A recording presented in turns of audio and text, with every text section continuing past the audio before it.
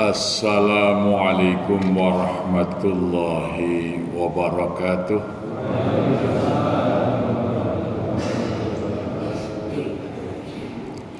Alhamdulillahilladzi hadana li hada wa ma kunna nahtadiya laula an hadanallah. Asyhadu an la ilaha illallah wahdahu la syarikalah wa asyhadu anna Muhammadan abduhu wa rasuluhu la rasula wa la nabiyya ba'dah. Allahumma salli wa sallim wa barik ala sayyidina Muhammad wa ala alihi wa sahbihi wa man tabi'ahum bi ihsanin ila yaumiddin. Raditu billahi rabba wa bil islami dina wa bi Muhammadin nabiyya wa rasula. Rabbi zidni ilma warzuqni fahma. Allahumma bika asbahna wa bika amsayna wa bika nahya wa bika namut wa ilaika nusyur. Alhamdulillah, kita bersyukur kepada Allah Subhanahu wa taala telah bersama-sama atas hidayah dan ma'unahnya kita dapat melaksanakan sholat subuh berjamaah di masjid ini. Mudah-mudahan jadi ibadah kita yang diterima Allah Subhanahu wa ta'ala. Sholat subuh adalah sholat persaksian. Di dalam Al-Quran surah Al-Isra Allah berfirman, Inna Qur'anal fajri kana mashhudan. Sesungguhnya sholat di waktu fajar, yaitu sholat subuh, kana mashhudan, adalah sholat yang disaksikan. Apakah sholat yang lain tidak disaksikan? Ya. Tentu salat yang lain disaksikan juga oleh Allah Subhanahu wa taala. Tetapi Sayyidina Umar ibn al-Khattab radhiyallahu anhu menafsiri ayat ini, saksikanlah bahwa mereka yang selalu hadir di dalam berjamaah subuh di masjid-masjid itu, mereka sungguh-sungguh orang yang beriman. Profesor Buya Hamka mengatakan, kalau ingin melihat orang Islam, lihatlah masjid-masjid itu di saat sholat Jumat. Mereka adalah Muslim.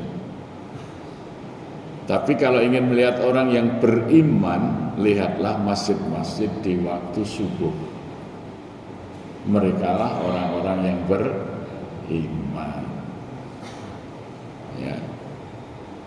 Jadi kira-kira kalau orang Islam di Indonesia itu sekarang jumlahnya sekitar 210 juta. Dari 237 juta penduduk Indonesia menurut sensus ekonomi nasional tahun 2016. Menurut penelitian dari Monash University, orang Muslim yang tertib melaksanakan sholat 5 waktu itu baru 12%. Itu yang tertib sholat 5 waktunya. Tetapi yang berjamaah di masjid kira-kira belum sampai 12% itu. Ya kita hitung saja setiap masjid dibandingkan dengan jumlah penduduk di Indonesia. Padahal Allah Subhanahu wa taala tidak pernah menjanjikan kemenangan, kemuliaan kepada orang Islam.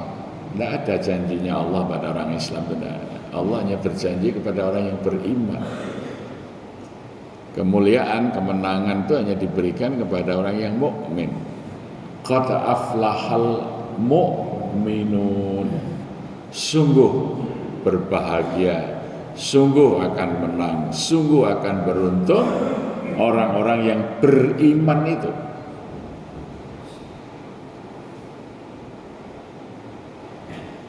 Tidak ada qad aflahal muslimun, tidak ada.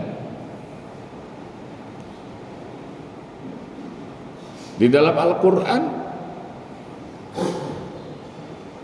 banyak sekali ayat-ayat yang memerintahkan orang-orang beriman melaksanakan kewajiban-kewajibannya. Ya ayyuhalladzina amanu. Tidak ada yang diperintahkan kepada orang yang muslim.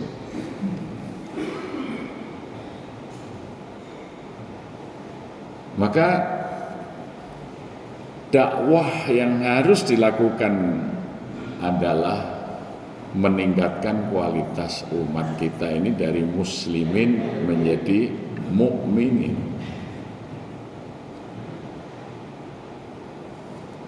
Orang yang beriman itu ditandai idza dzukirallahu wajilat qulubuhum wa idza tuliyat alaihim ayatuhu zadathum imana wa ala rabbihim yatawakkalun.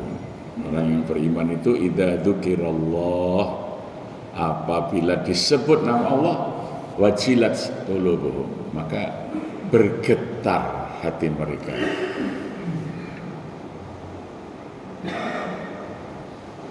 Jadi mendengar Allahu Akbar, ya hatinya bergetar karena kecintaannya kepada Allah.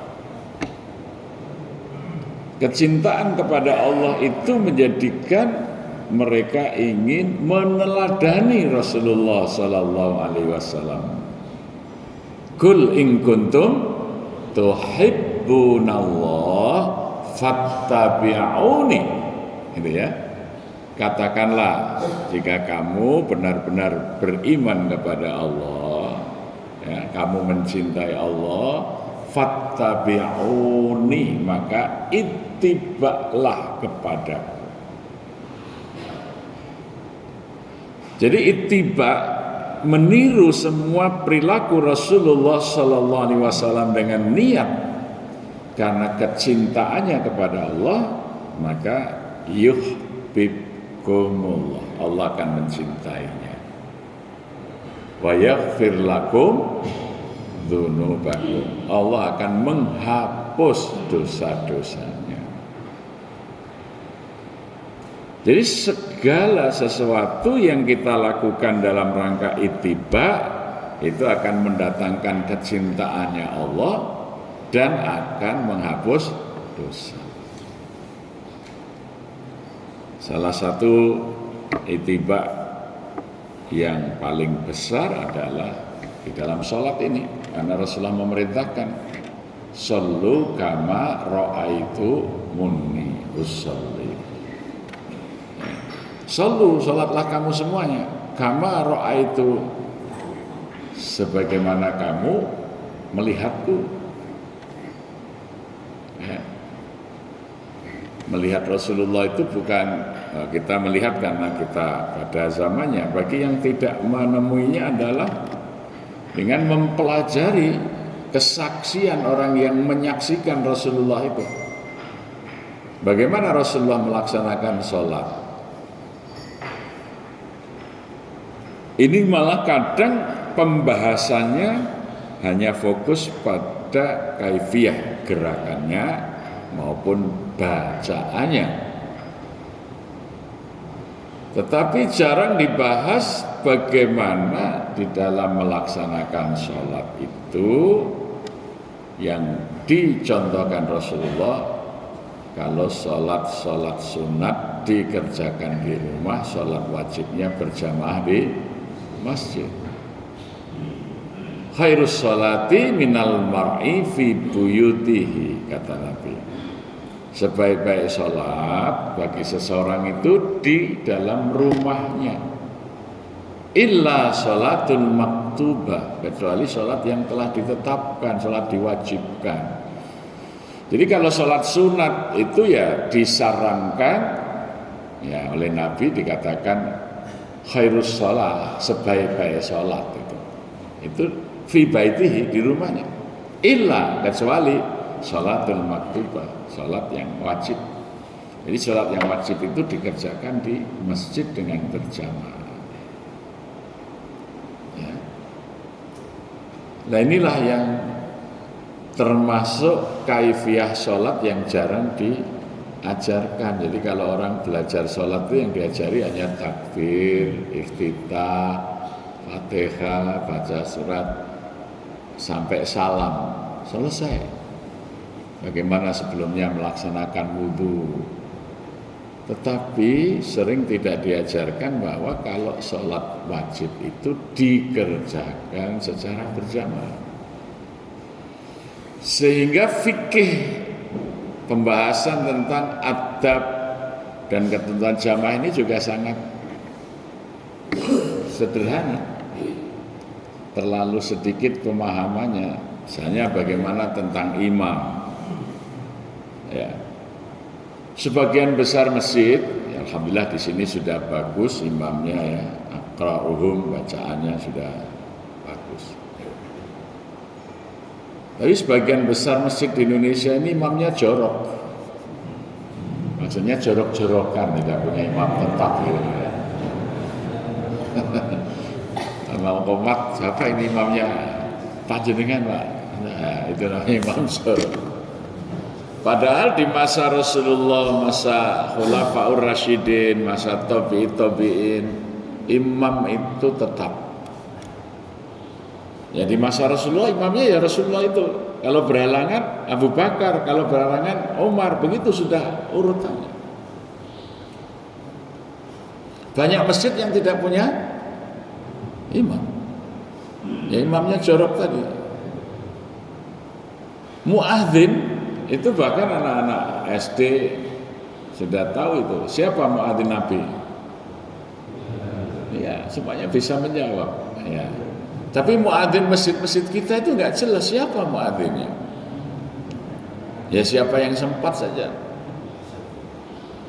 Padahal kalau kita mengikuti sunnahnya Rasulullah SAW, ya muadzin itu ada ditetapkan.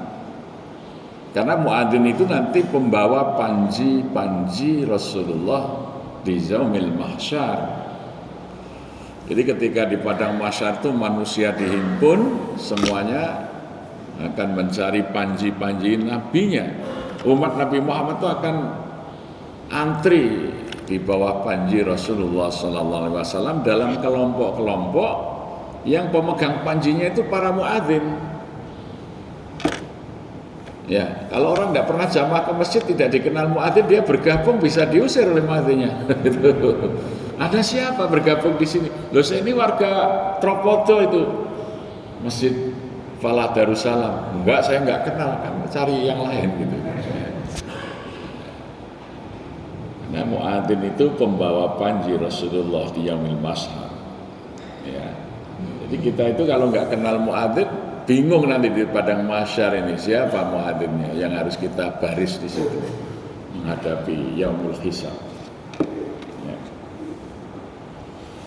Jadi dari ittiba di dalam ibadah yang paling utama itu sholat itu saja kita ini belum banyak yang paham ya.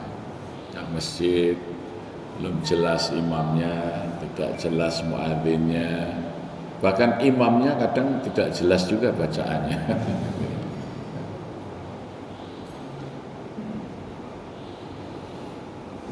Nah, oleh karenanya harus ada upaya-upaya kita terus meningkatkan kualitas dari muslim ke mukmin itu. Maka tidak cukup masjid itu meneriakkan azan, tetapi masjid itu harus melaksanakan azan. Selama ini banyak pengurus masjid merasa cukup menunjuk muadzin untuk melaungkan adzan ketika waktu sholat tiba.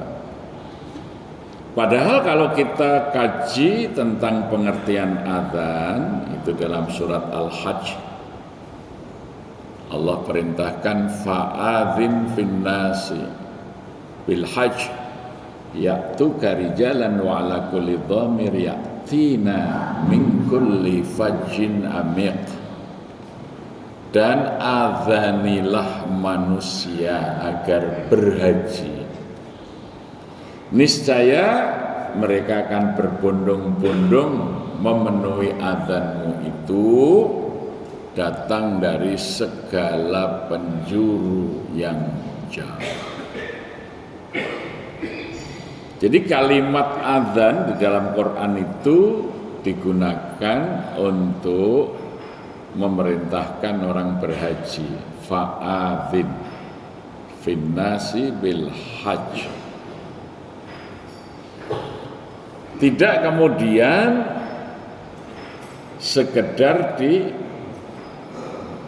diteriakkan haji, tetapi lahirlah manajemen haji. Ada menteri haji yang mengurusi semua urusan haji di Saudi Arabia, dari penginapannya, kebutuhan airnya, transportasinya, ya, dan semuanya.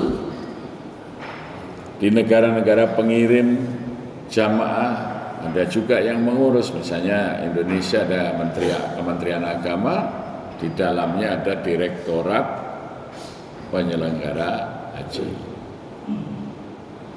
Swasta mendirikan kelompok bimbingan ibadah haji, ada yang mendirikan biro perjalanan ibadah haji. Maka haji itu sampai ya berbondong-bondong, sampai dibatasi sekarang ini kan. Sekarang ini mau daftar haji, bayar sekarang, berangkatnya kalau di Jogja 42 tahun lagi. Ya. Sehingga sekarang ini begitu anak punya akte kelahiran sudah didaftarkan sekarang ini. Sehingga nanti umur 40 tahun, 50 tahun sudah berangkat. Ya kalau kita daftar sekarang usia 100 tahun berangkat haji.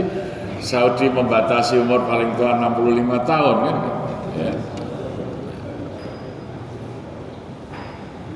Artinya apa? Azan itu mengorganisasi. Makanya dulu kita coba di Masjid Jogokarian itu tahun 1999 waktu saya pertama menjadi ketua takmir Masjid Jogokarian, yang saya lakukan mencoba melaksanakan azan ini.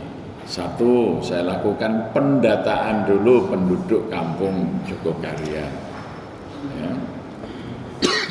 Mohon maaf saya minum dulu ya. Bismillah. Tahun 1999 itu saya kumpulkan anak-anak SMP kelas 1, kelas 2 yang ngaji di masjid. Terus saya buatkan format untuk pendataan, saya berikan briefing. Setiap anak ini saya tugaskan mendata 1 RT. Jadi Jogokarian itu wilayahnya 4 RW, 18 RT. Nah, anak-anak ini datang, saya berikan briefing agar bertanya kepada rumah sebelah yang akan didata. Jadi tidak bertanya kepada yang didata. Ya. Kemudian kita ketahui dari jumlah penduduk Jogokarian yang waktu itu ada 907 kepala keluarga, 2.973 jiwa, yang Muslim 2.642, Muslim yang sudah wajib mengerjakan sholat ada 1.839. Muslim yang sudah wajib mengerjakan sholat, yang belum mengerjakan sholat masih 816. Ya. Maka wajar saja kalau masjid itu masih sepi. Subuh ya 30 orang, 25 orang lah per hari. Karena apa? Nah, wong yang belum sholat saja masih 816. Maka yang kami lakukan kemudian program pertama adalah membuat gerakan mensolatkan orang hidup. Bagaimana 816 warga Jogjarian yang mukallaf, yang muslim, yang sudah wajib sholat ini mengerjakan sholat. Kami kumpulkan jamaah kami yang sudah baik dan paham tentang tata cara sholat. Ada guru agama, pensiunan guru, ya, dan lain sebagainya. Kemudian saya buat program silaturahim ke rumah-rumah warga, mengenalkan tentang masjid, dan program yang kita tawarkan salah satunya kalau ingin belajar sholat atau memperbaiki sholat, masjid akan mendatangkan, mengirim di rumah itu ustadz yang akan membimbing. Alhamdulillah responnya positif, ya, banyak orang yang kemudian mau melaksanakan kegiatan untuk belajar sholat. Bahkan yang kami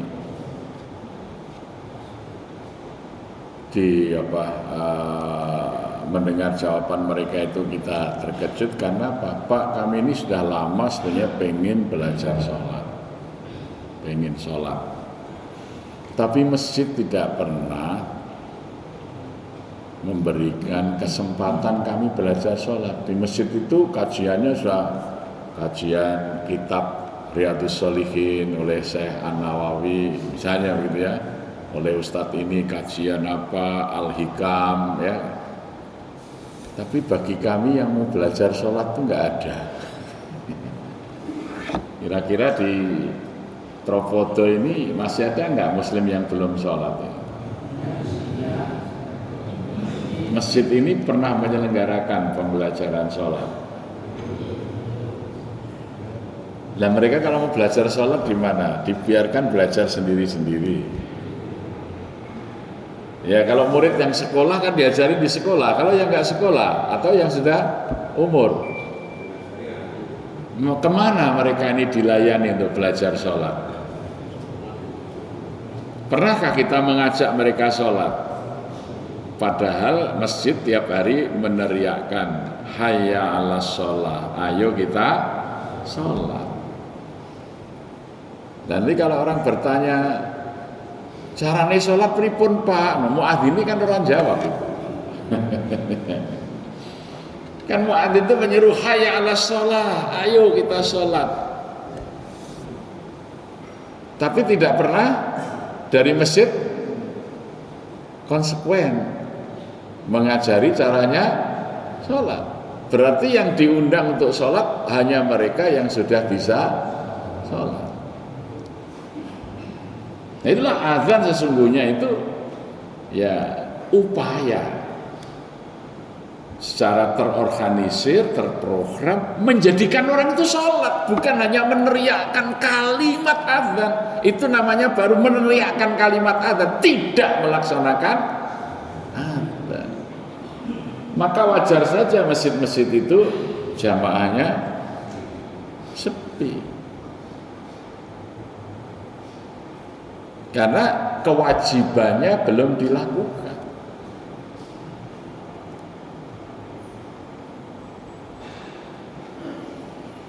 Itu dalam hal adzan saja kita ini belum serius mengundang orang suruh sholat ketika orang belum paham tata caranya sholat, apalagi bagaimana memahamkan tentang sholat itu. Kalau sholat wajib kata Nabi ya di masjid berjamaah, kalau sholat sunat ya di rumah. Tapi biasanya orang mengajarkan sholat itu hanya gerakan dan bacaan sholatnya, ya, gitu.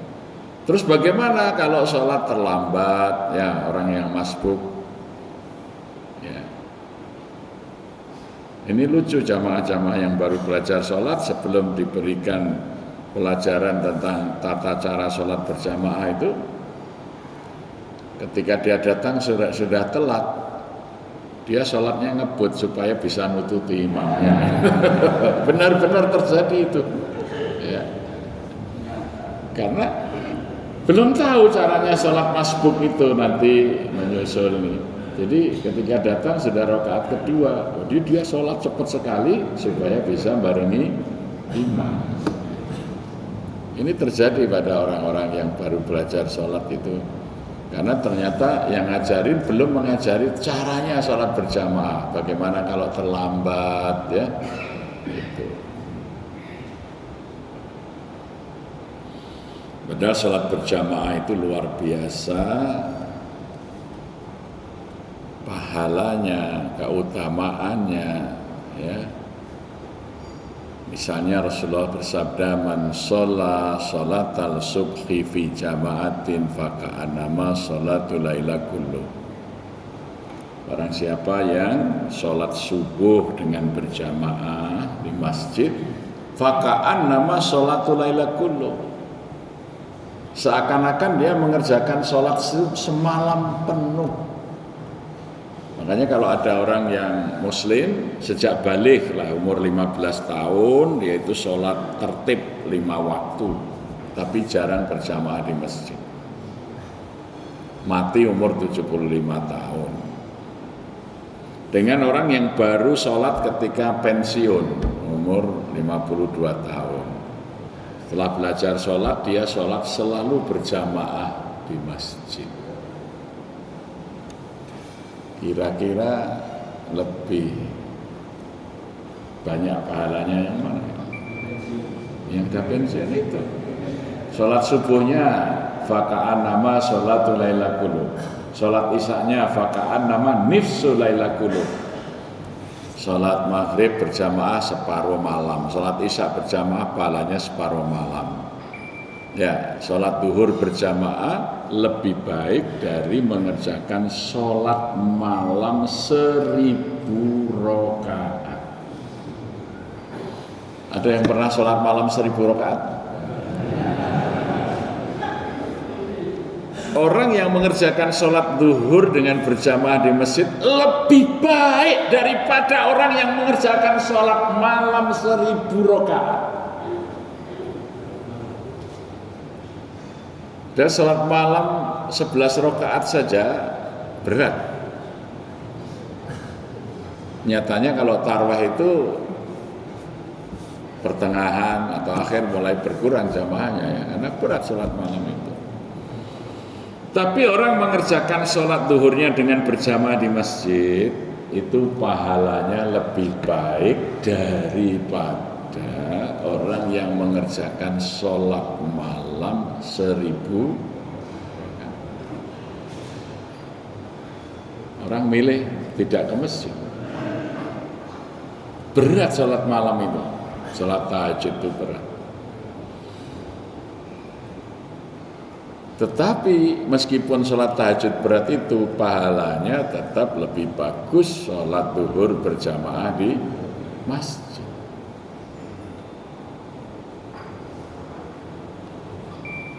Sholat asar, seseorang yang istiqomah melaksanakan sholatul wusta atau sholat asar itu, Allah akan menjadi penjaminnya. Dijamin oleh Allah, dijamin surganya, dijamin kehidupannya. Kita ini bangsa yang selalu banyak berharap jaminan.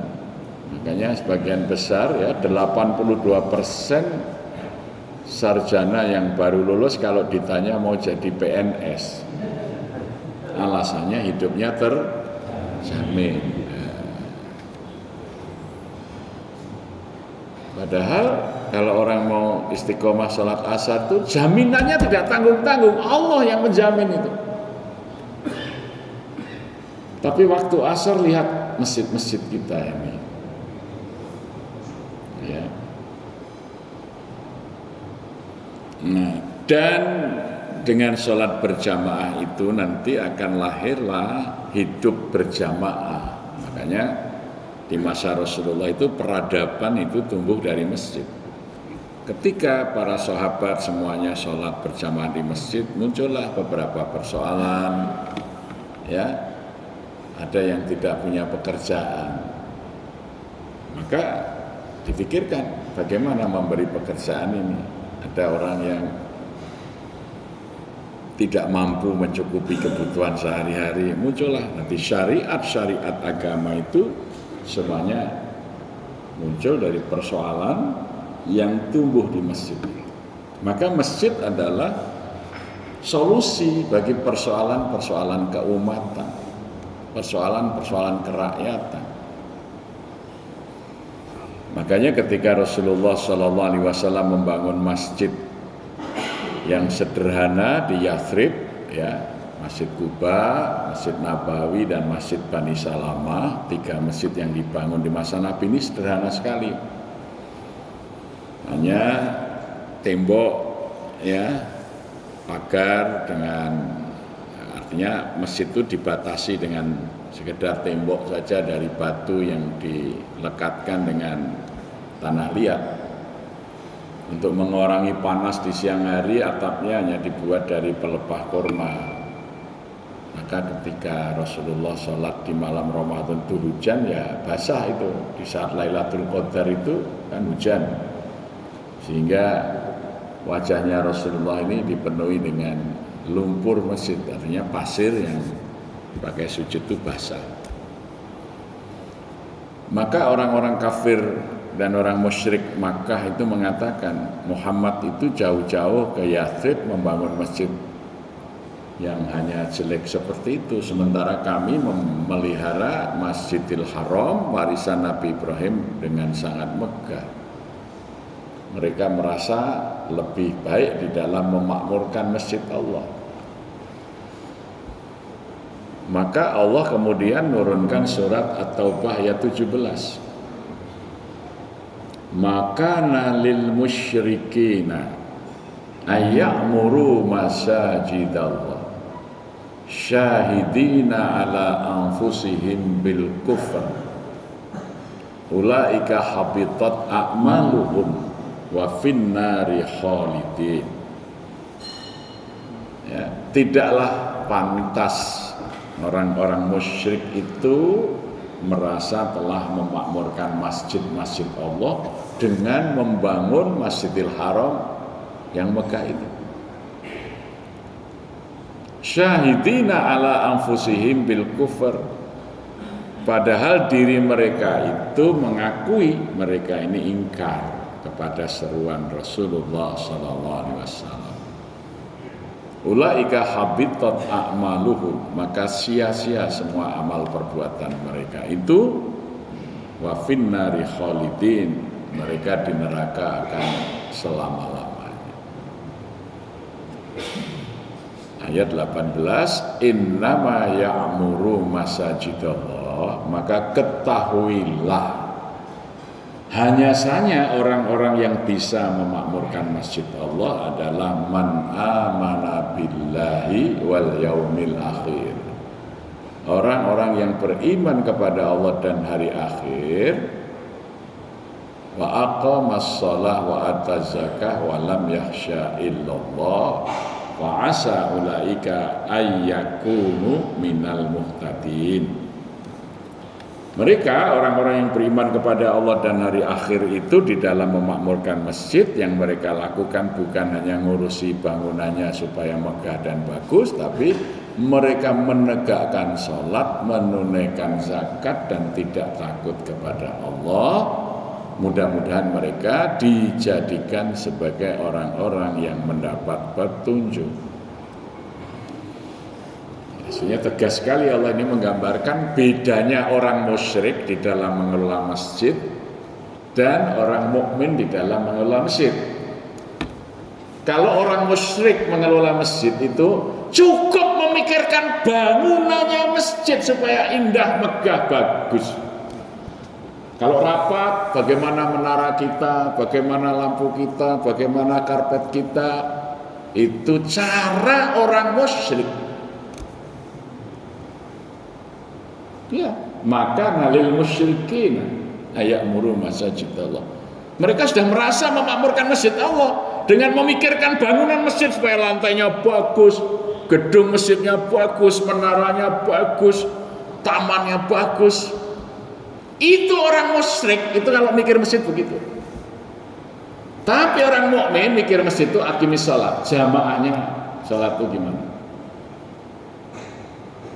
Ini bagaimana ini kok masyarakat kita belum ke masjid? Itu yang dipikirkan untuk makmurkan masjid, bukan bangunannya. Kalau hanya bangunannya saja, cara berpikir orang musyrik. At-Taubah 17 itu.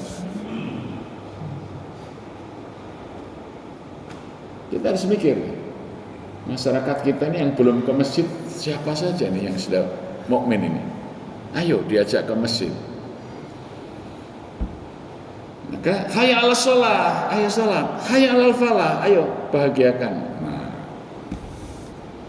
makanya supaya orang senang ke masjid, pengurus masjid itu harus membuat bahagia orang-orang yang memenuhi panggilan Allah. Dipikirkan, wah kalau habis subuh apa ya, paling tidak ada minuman, ada syukur, ada snack, ya senang. Jangan uangnya hanya dihabiskan untuk bangunan, tapi untuk membahagiakan jamaah. Hayya 'alas shalah, hayya 'alal. Maka masjid harus berpikir bagaimana dana masjid itu cukup. Maka di masa Nabi, para sahabat, ya, ini ada dua pendapat. Yang paling dahulu melakukan wakaf di masa Nabi adalah Abu Thalha, pendapat yang lain adalah Umar bin Khattab. Apa yang dilakukan? Ya, Abu Thalha ini kebunnya di dekat Masjid Nabawi itu kebun kurma yang sangat bagus. Kurmanya kurma terbaik Ajwa kalau sekarang ya. Yang sangat luas. Namanya sangat terkenal kebun kurma Buraiha. Buraiha itu nama kebun kurmanya. Datang kepada Rasulullah. Ya Rasulullah, aku serahkan kebun kurmaku ini kepada Allah melalui engkau ya Rasulullah. Ini hartaku yang paling baik. Nabi mengatakan, tahanlah. Maksudnya kebun kurma ini ya tidak dialih tangankan, tetapi berikanlah hasilnya. Maka dari hasil kebun kurmanya Buraiha itu untuk mencukupi segala kebutuhan hidup operasional masjid itu, sehingga Bilal tidak lagi harus berdagang karena dia harus ada di masjid sebelum adzan, dia harus adzan, maka dicukupi dengan hasil wakaf kebun Buraiha. Ahlus Sufah kayak Abu Hurairah, Salman Al-Farisi, mereka yang tidak punya tempat tinggal disediakan tempat tinggal di masjid, makannya ya dari hasil wakaf kebun itu. Sayyidina Umar juga datang kepada Rasulullah, ya Rasulullah, di antara hartaku yang paling baik adalah kebun kurmaku di Khaybar. Di sana 70.000 batang pohon kurma yang baik, aku serahkan kepadamu. Yang diserahkan itu bukan kebun sesungguhnya, tapi apa? Perusahaan kalau bahasa sekarang, ya. Sehingga hasilnya itu terus.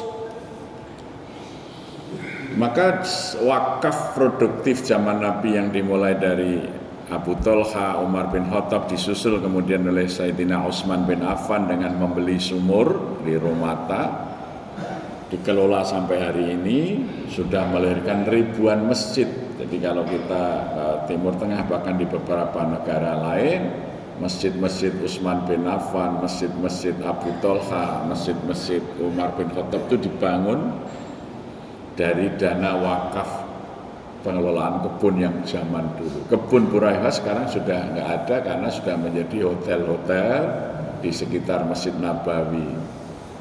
Tapi hotel itu miliknya masjid untuk memelihara masjid. Jadi Masjidil Haram itu bisa bagus, indah, imamnya gajinya besar. Saya nanya ketika Syekh Al-Kalbani ke Masjid Jogokarian, itu salah satu imam Masjidil Haram, saya tanya Syekh, imam Masjidil Haram itu ya berapa gajinya? Beliau menjawab, waktu tahun pertama saya jadi muadzin itu masih 132 juta kalau dulu ya. Maka imamnya bagus-bagus, gajinya besar. Masjid bisa menggaji imam karena punya hotel, punya ini sebagai sebuah badan wakaf. Itu tidak pernah dan belum pernah para sahabat wakaf masjid. Masjidnya baru dibangun dari hasil wakaf kebunnya. Bukan Sayyidina Umar, aku bangun masjid. Tidak. Itu loh. Utsman bin Affan tidak bangun masjid. Abu Thalhah tidak bangun masjid, tidak wakaf masjid, wakaf kebun kurma. Itu, ya. Oh, mati. Dari hasil kebunnya itu nanti di kemudian hari banyak sekali masjid-masjid buka dan bagus dibangun. Tidak ada itu wakaf masjid itu. Karena cukup dengan hasil perkebunan itu masjid-masjid dibangun lengkap dengan biaya pengelolaan masjid. Kita ini wakafnya cuma 3M saja, masjid, madrasah, makam. Maka orang miskin banyak, ada masjid tetap miskin karena salah di dalam berwakaf. Tanah wakafkan di pinggir jalan besar untuk masjid, diterima oleh panitia. Panitia tidak punya uang bangun masjid, berdirilah Dream di tengah jalan, pakai jaring ikan, masjid jadi besar ini. Tidak ada biaya untuk merawat masjid. Orang masjid tiap hari datang ke rumah-rumah, Pak, ini biaya listrik sekian, mau jadi donatur. Maka pengurus masjid tidak berani ngajak orang sholat ke masjid, wong tiap hari minta uang. Ya, loh ini cara berpikir Rasulullah dan para sahabat ini yang tidak banyak dipahami. Ini masjid itu dibangun di masa itu dengan sumber keuangan yang jelas. Sekarang masjid menjadi alat mencari uang. Maka ratusan ribu masjid di Indonesia ini menjadi beban masyarakat, membayar listriknya, membersihkannya, renovasinya. Maka kalau orang aktif ke masjid, wah, tandanya pasti sebentar lagi antri ini didatangin sumbangan gitu ya. Makanya banyak orang nggak suka ke masjid karena kalau aktif di masjid mesti sering dihubungi itu. Padahal di masa Nabi orang yang ke masjid itu diurus oleh masjid. Kebutuhannya apa?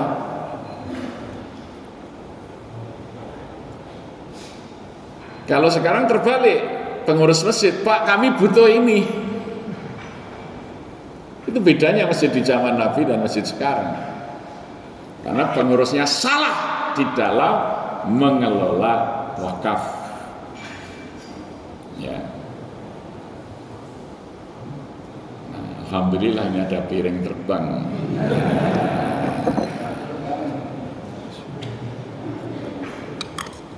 Makanya masjid mandiri itu adalah dengan penyadaran wakaf.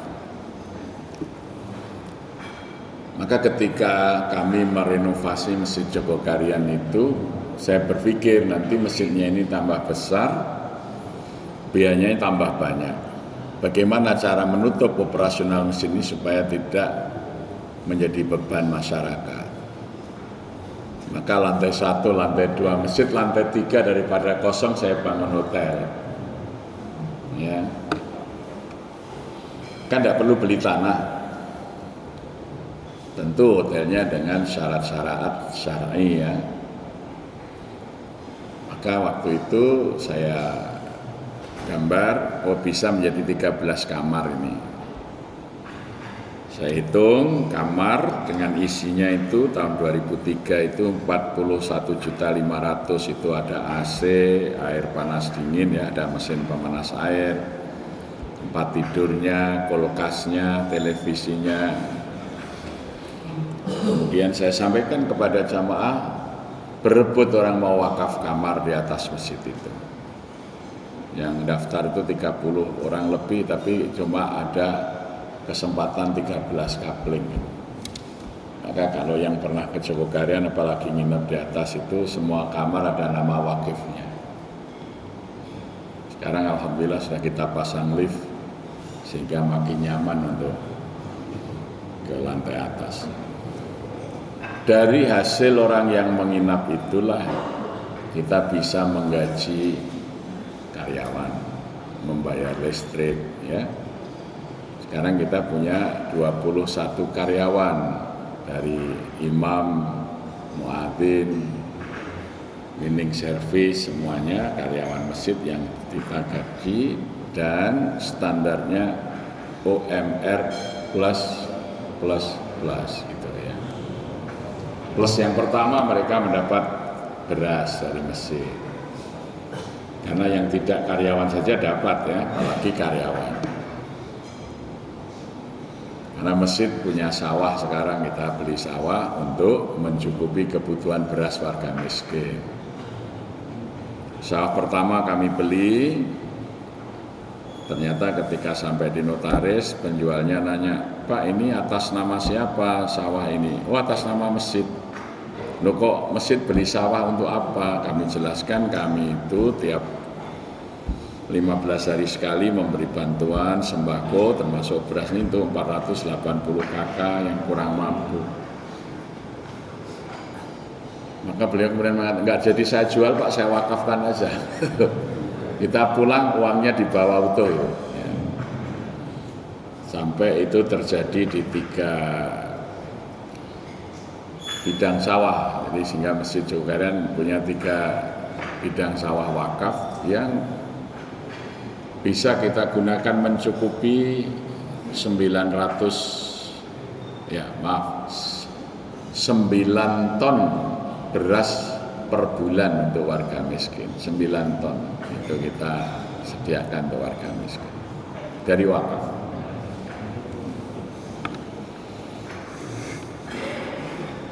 Maka karyawan dapat UMR plus beras, plus jaminan kesehatan. Ya. Plus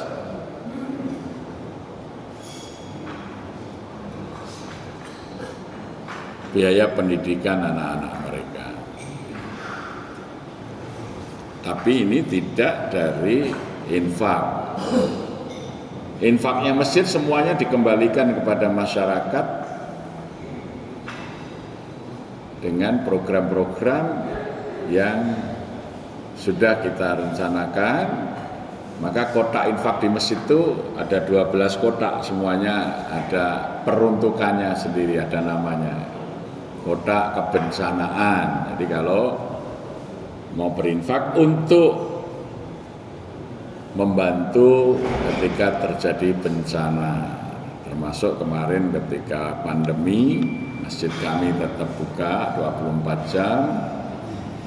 Ya. Pada awal pandemi itu saldo infak kebencanaan itu masih ada 400-an juta. Maka kita langsung bisa membantu masyarakat yang dirumahkan, kita berikan pekerjaan, yang membuat masker kita belikan kain, mereka menjahit, kita beri upah per masker 1.500. Ada 36 keluarga yang ambil pekerjaan ini. Ya. Membuat baju hazmat, face shield ya, pelindung muka, kita biayai semuanya, kita beli, kita yang pasarkan.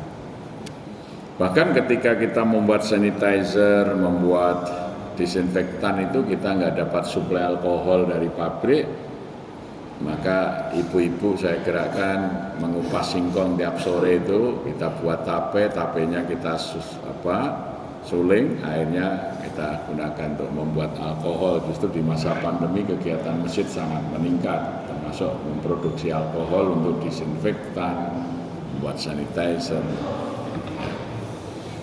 Kemudian warga yang terpapar, kalau rumahnya tidak layak untuk isolasi, masjid menyediakan 2 rumah isolasi yang besar.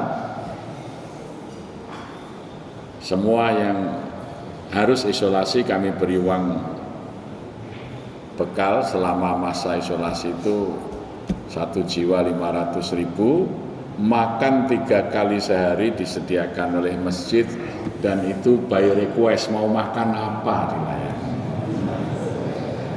Dan ternyata dari pelayanan itu ya, masyarakat lebih antusias memberi bantuan kebencanaan ini.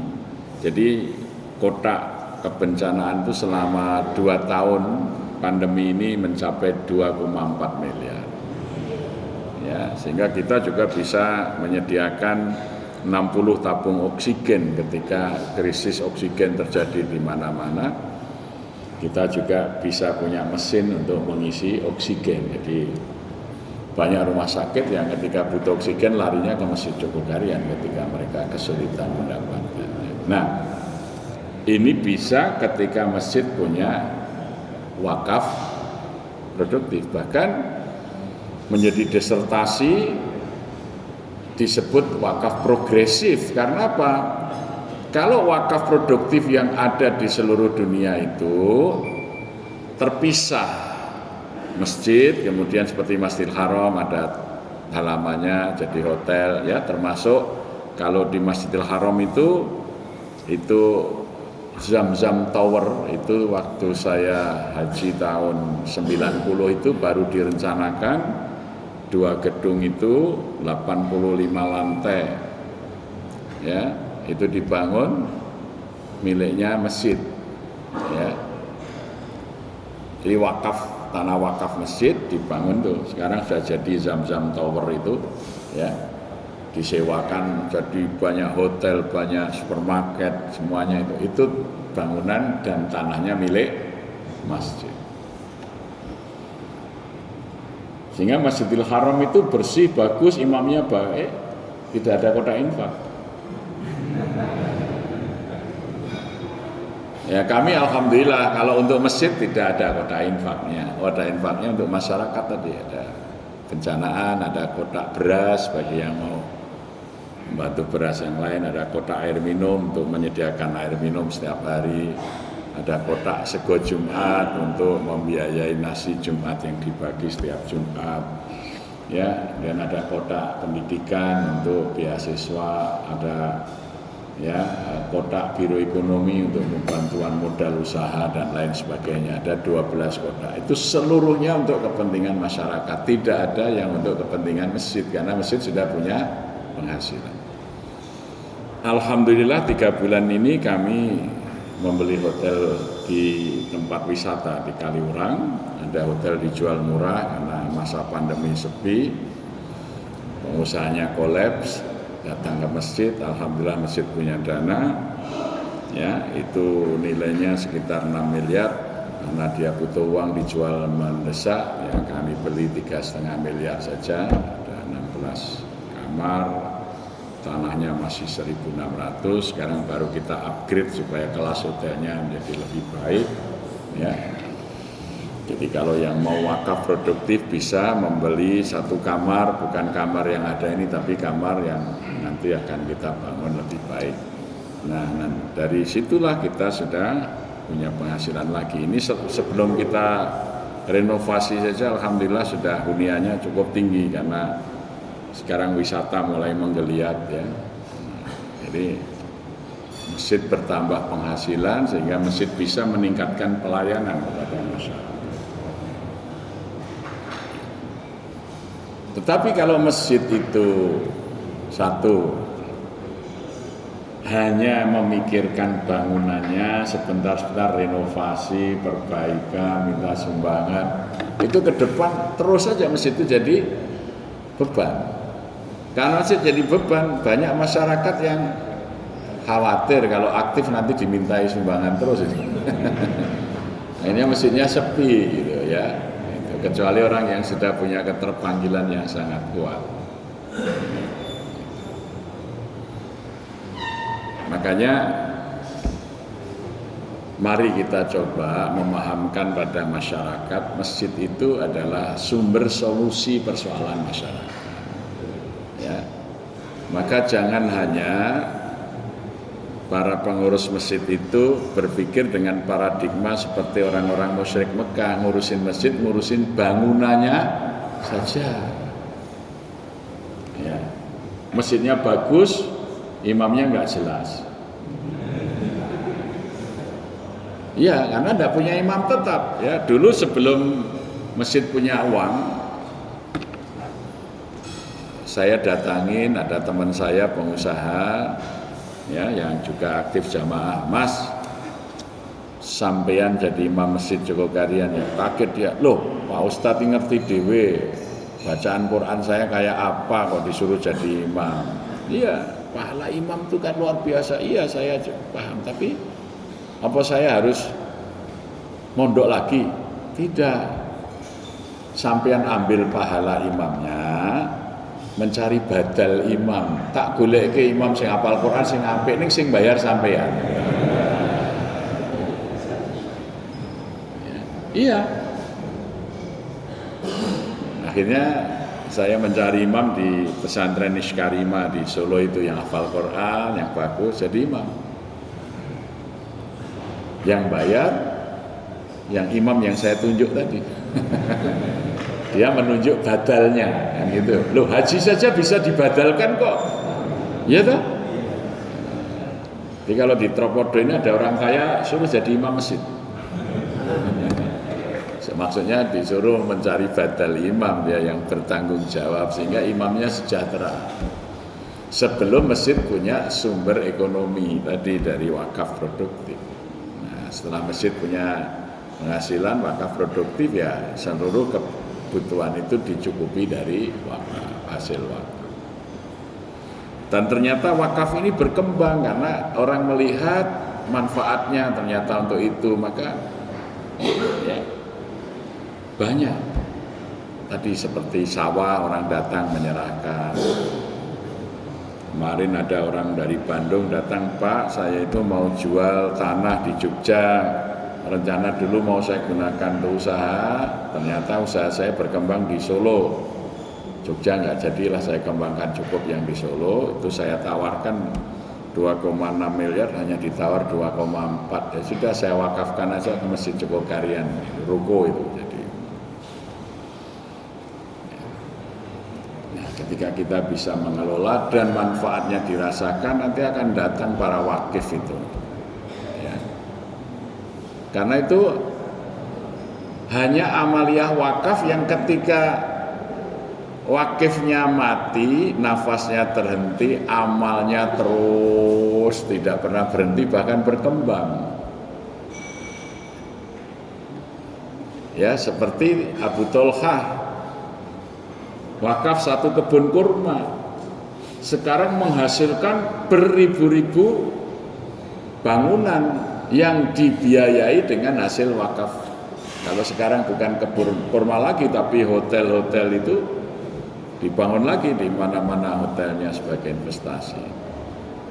Kalau panjenengan ke beberapa negara luar, ya di Saudi maupun misalnya di Eropa di mana ada Masjid Umar bin Khattab, itu dananya dari hasil kebun kurmanya Umar di Khaybar yang dikembangkan. Ada hotel atau Masjid Utsman bin Affan.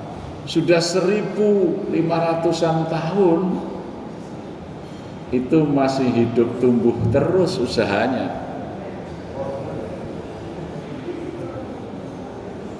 Di Indonesia itu siapa orang paling kaya? Orang sering menganggap para Taipan itu. Enggak. Kiai Haji Ahmad Dahlan. Kiai Haji Ahmad Dahlan itu tahun 1921 pengurus Majelis Pendidikan namanya Raden Joyo Sugito sampaikan laporan, Dahlan, ini guru-guru sekolah kita 3 bulan belum gajian, ya, karena kontribusi atau iuran anggota belum masuk semuanya, gurunya 3 bulan belum gajian. Apa yang dilakukan oleh Ahmad Dahlan? Dia datang ke koran Sinpo, ini koran yang ada di Jogja, koran itu zaman itu ya, Cina yang punya koran, pasang iklan. Dilelang itu lemari Al-Roji, ya, jam tangannya sampai dengan meja kursinya ditawarkan dilelang. Orang pada datang, loh Pak Kiai Dahlan mau pindah kemana nih, kok semua isi rumahnya dilelang? Kiai Dahlan mengatakan, guru-guru standar school Muhammadiyah belum gajian 3 bulan karena kontribusi anggota belum cukup, maka ini semua kekayaan saya jual untuk menggaji guru-guru Muhammadiyah. Banyak sekali yang membeli tapi nggak ngambil karena mereka malu, ya, para pengusaha batik itu. Kiai Dahlan itu akhirnya juga banyak yang kemudian menyumbang ke Muhammadiyah sehingga guru terbayar, kekayaan Kiai Dahlan nggak berkurang. Waktu itu ditawarkan total harganya 2.800 holden. Nah, dengan modal itu sekarang Muhammadiyah punya berapa ribuan SD, SMP, SMA, perguruan tinggi, ya. Punya rumah sakit PKU di mana-mana. Itu kalau dihitung, luar biasa kekayaannya. Modalnya hanya 2.800 holden. 2.800 holden tahun 1921 menghasilkan ribuan sekolahan dengan tanah wakafnya. Rumah sakit di mana-mana, PKU didirikan, ya, perguruan tinggi itu dari wakaf. Hanya senilai 2.800 holden. Maka Kiai Dahlan berpesan, hidup-hidupilah Muhammadiyah, jangan mencari penghidupan di Muhammadiyah. Maka Muhammadiyah itu hidup dari wakaf, ya, diajarkan langsung oleh pendirinya. Maka kalau dihitung asetnya Muhammadiyah ini, misalnya James Riyadi salah satu Taipan hanya membangun rumah sakit Siloam, berapa unit saja di kota-kota besar. Tapi PKU itu sampai di kabupaten ada semua. Sekolahnya dari TK Aba sampai perguruan tinggi ada semua. Itulah wakaf produktif. Makanya Masjid Jogokarian itu sampai hari ini sering menjadi tempat orang berkunjung karena apa? Jamaahnya yang ramai, programnya yang mensejahterakan. Karena kita meniru, tidak hanya memikirkan bangunan. Jadi jangan sampai wakaf itu hanya 3M, masjid, madrasah, makam. Madrasahnya saja mikir bayar gurune kurang, cari donatur, ya. Kurang. Padahal kadang-kadang tanahnya itu tanah yang sangat strategis. Di pinggir jalan, kalau itu untuk membuat toko sudah banyak penghasilannya, hanya jadi masjid saja dikunci lagi. Kok dikunci Pak, ini di pinggir jalan itu coba. Lah terus manfaatnya apa? Hanya digunakan sholat 5 waktu berapa menit. Pahalanya mengalir kepada wakif sangat sedikit karena dibatasi.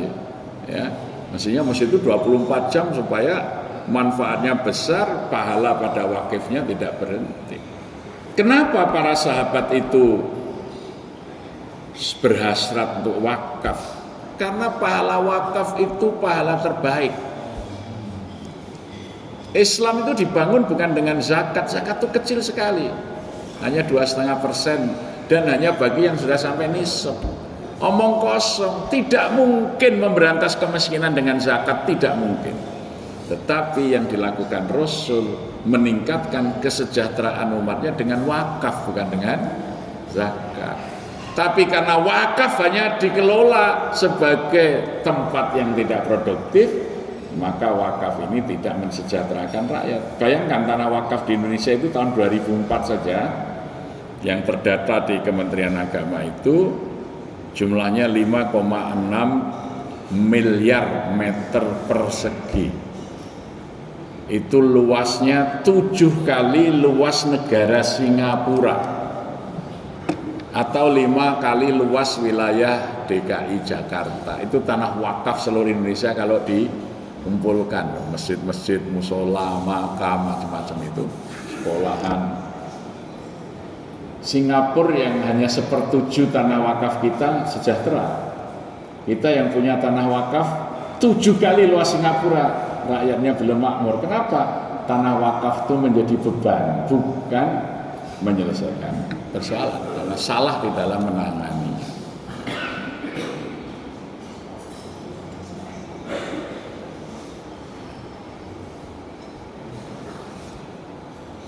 Makanya sekarang pemerintah ketika sulit cari uang, Sri Mulyani melirik potensi wakaf. Makanya pemerintah sekarang itu membentuk badan wakaf, sehingga nanti mau membangun proyek-proyek itu dengan dana wakaf. Ya, dibentuklah Badan Wakaf Indonesia. Sekarang ketuanya Pak Muhammad Nuh ya. Tujuan pemerintah nanti memanfaatkan dana wakaf itu sebagai sumber pembangunan, karena dianggap potensial di mana-mana itu. Ya.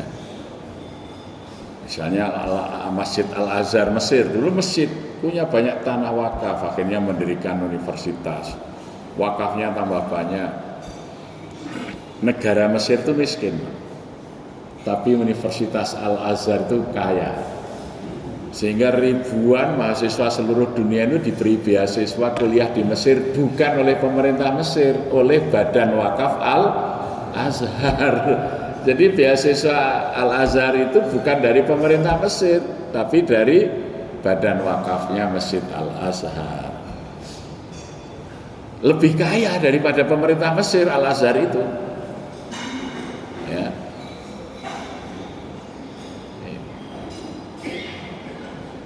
Demikian juga Masjidil Haram, Masjid Nabawi bisa terus memperbaiki layanan karena tanah-tanah wakaf yang sejak zaman Nabi sudah dikelola dengan baik.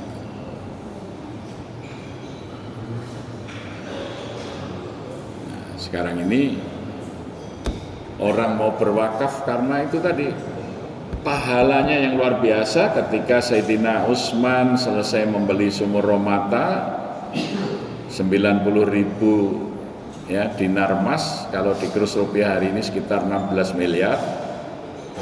Rasulullah memanggil, "Ya Utsman, Allah baru saja menurunkan ayat untukmu." Kaget ya, Allah menurunkan ayat untukku. Iya, aku bacakan. Rasulullah kemudian membaca, "Ya ayat Tuhan nafsul mutmainnah, irji'i ila rabbiki radiyatan mardiyah, fadkhuli fi ibadi wadkhuli jannati." Wahai jiwa-jiwa yang tenang, kembalilah engkau kepada Tuhanmu dengan ridho dan diridhoi. Masuklah engkau ke dalam golongan hamba-hambaku dan masuklah ke dalam surgaku. Jadi orang yang wakaf ikhlas karena Allah nanti akan dipanggil oleh Allah ketika datang ajalnya dengan panggilan yang indah ini, "Ya ayyatuhan nafsul mutmainnah." Ini asbabun nuzul turunnya ayat terakhir surat Al-Fajr itu adalah wakaf. Setelah Rasulullah menyampaikan firman Allah dalam surah Ali Imran ayat 92, "Lan tanalul birra hatta tunfiqu mimma tuhibbun." Maka berlomba-lomba wakaf ini terjadi. Maka orang yang sepanjang hidupnya belum pernah wakaf, jangan berharap nanti mati dipanggil dengan panggilan ini. Paling hanya dibaca oleh mutinnya.